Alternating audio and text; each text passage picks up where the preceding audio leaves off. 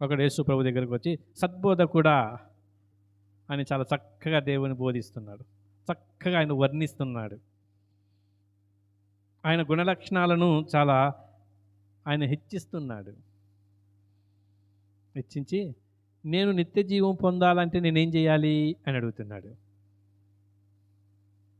నేను నిత్య జీవమును పొందాలంటే నేనేం చేయాలి, ఏం క్రియలు చేయాలి, ఎలా ఉండాలి నా జీవితం, ఎలా సమయాన్ని గడుపుకోవాలి, ఎలా సమయాన్ని నేను సద్వినియోగం చేసుకోవాలి, ఎలాగూ నేను దేవుడిచ్చిన ఆ యొక్క రాకడలో నేను ఎలా నిలిచి ఉండాలి అని అడుగుతూ ఉన్నాడు. హృదయంతో మెరిగిన దేవుడు కాబట్టి, హృదయాన్ని పరిశీలించే దేవుడు కాబట్టి, మనసులను ఆంతర్యములు ఎరిగిన దేవుడు కాబట్టి ఒక మాట చెప్పాడు. ఏం చెప్పాడు? నీ ఆస్తి అంతా అమ్మి బీదలకి ఇచ్చేయన్నాడు. నీకు కలిగినదంతయు అమ్మి బీదలకి ఇచ్చేయి, నాతో రా అన్నాడు. ఏమన్నాడు?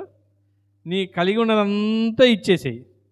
ప్రభు అన్నాళ్ళే, ధర్మశాస్త్రంలో ఉన్న ఆజ్ఞలు పాటించు, బాల్యము నుండే మంచిది. దేవుని సన్నిధికి వస్తే భయభక్తులు కలిగి ఉంటాం, ఇంట్లోకి పోతే భయం విడిచిపోతాం, భక్తి ఉండదు, బయటికి పోతే భయం ఉండదు, ఏముండదు. కానీ దేవాలయంలోనికి వస్తే, దేవుని మందికి వస్తే భయభక్తులు కలిగి ఉంటాం.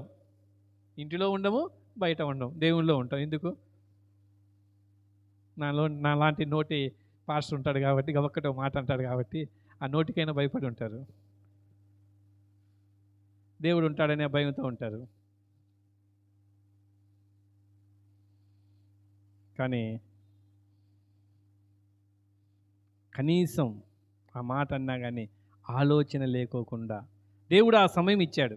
అతనికి ఆ సమయాన్ని సద్వినియోగం చేసుకోవడానికి ఇచ్చాడు. ఆ సమయాన్ని బట్టి ఆ దేవుని యొక్క రాకడలో నిలిచే నిత్య జీవనం పొందే జీతాన్ని పోగొట్టుకుంటున్నాడు.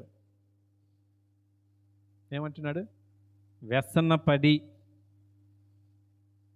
నాతో రా, దేవుని సన్నిధికి రా, పరలోకానికి రా, నిత్య జీవం పొందు, నిరంతరం జీవించు, ఘనత పొందు పిలుస్తూ ఉంటే వ్యసన పడుతున్నారు. దేవుని సన్నిధికి రండి, దేవుడు అనుగ్రహించే బహుమతులు పొందండి, దేవుడిచ్చే ఆరోగ్యం పొందండి, దేవుడిచ్చే ఆశీర్వాదాలు పొందండి, దేవుడిచ్చే దీవెనలు పొందండి అని పిలుస్తుంటే వ్యసన పడుతున్నారు, తునీకరిస్తున్నారు, నిర్లక్ష్యం చేస్తున్నారు, అవమానపరుస్తున్నారు, నిందిస్తున్నారు, హేళన చేస్తున్నారు. యేసు ప్రభు దుఃఖపడుతున్నారు, దేవుని పిల్లలు దుఃఖపడుతున్నారు, దేవుని పని చేసేవారు దుఃఖపడుతున్నారు. పిలుస్తున్నారు, తరచుగా వెళ్ళి పిలుస్తున్నారు, రారు.